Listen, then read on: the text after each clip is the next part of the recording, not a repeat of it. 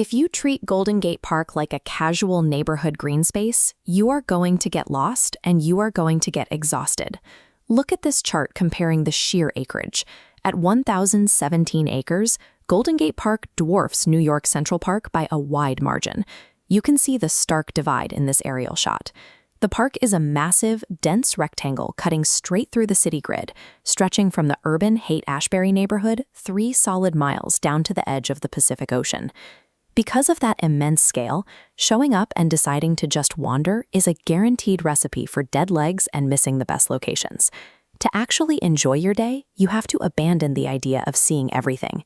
You need a strict routing strategy to trade comprehensive exhaustion for curated immersion. And routing is tricky because none of this terrain is natural. Every hill and winding path you encounter was deliberately designed to disorient you. In the 1860s, civil engineer William Hammond Hall took a barren stretch of chaotic sand dunes and engineered it into this lush urban escape. To navigate his creation without burning out, you need to match your route to the specific amount of time and energy you actually have. We can break the best strategies down into 3 specific visitor profiles: the endurance optimizer, the leisure seeker, and the history hunter. Committing to one of these identities before you step foot inside is the only practical way to conquer the park on your own terms. Let's start with the endurance optimizer. This route is for visitors who want to test their fitness and cover maximum ground. Your primary option is the East to West Challenge. You start at the Panhandle on the eastern edge and push a full 3.5 miles straight to Ocean Beach. This requires at least 2 hours of continuous, brisk walking, and you'll have to navigate through heavy foot traffic without stopping to rest. You also need to stay alert for high-speed distractions crossing your path. Specifically, watch out for the legendary 6th Avenue roller skaters, who absolutely do not slow down for pedestrians. If 3.5 miles sounds too easy, there's the extreme ultimate diagonal challenge. This math tracks the brutal path you'll take.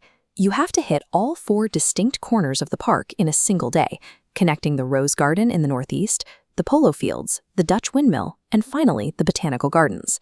When you reach the Dutch Windmill towering over the western edge, you'll know you've successfully hit your northwest navigational milestone. The core trade-off for the endurance profile is straightforward. You earn completionist bragging rights, but you sacrifice the time needed to actually stop and enjoy the landmarks. If that sounds miserable, you belong in the leisure and vibe seeker profile.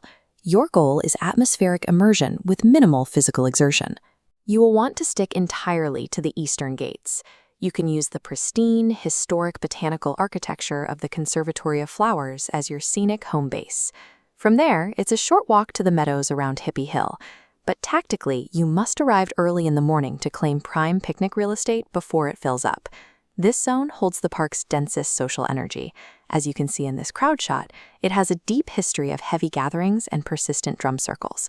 Just be aware of the immediate environmental hazards. The noise levels remain high all day, and you will likely have to dodge a few rogue frisbees. Prioritizing this profile guarantees you access to the park's famous social scene, but it forces you to completely forfeit seeing the diverse ecosystems further west. Our third profile is the history hunter. This is for visitors willing to navigate confusing terrain to uncover the park's bizarre design secrets. For this, you will route straight to the center of the park and focus your time entirely around the Stowe Lake area. Looking at this vintage view of the stone bridge, you can see the very deliberate, romantic 19th century aesthetic constructed around Stowe Lake and the adjacent Strawberry Hill. That constructed beauty is layered with local lore, like the persistent legend of the White Lady ghost supposedly roaming the hill at night searching for her lost child. Nearby, you'll find the serene waterfalls at Blue Heron Lake, but the reality is they are entirely fake, powered by artificial pumps installed by the city to maintain the illusion.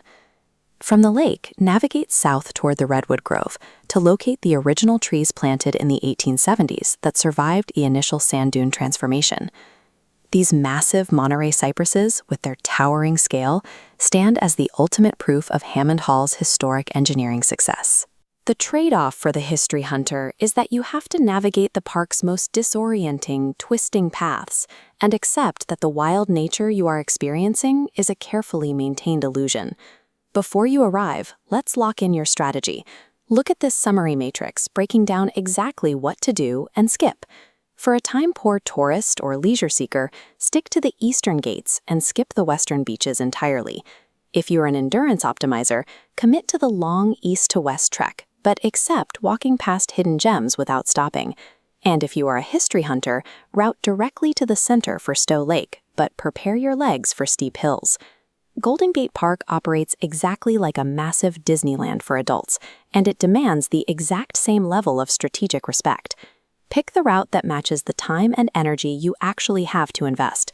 Commit to the specific trade-offs of your path, and seriously, watch out for the roller skaters.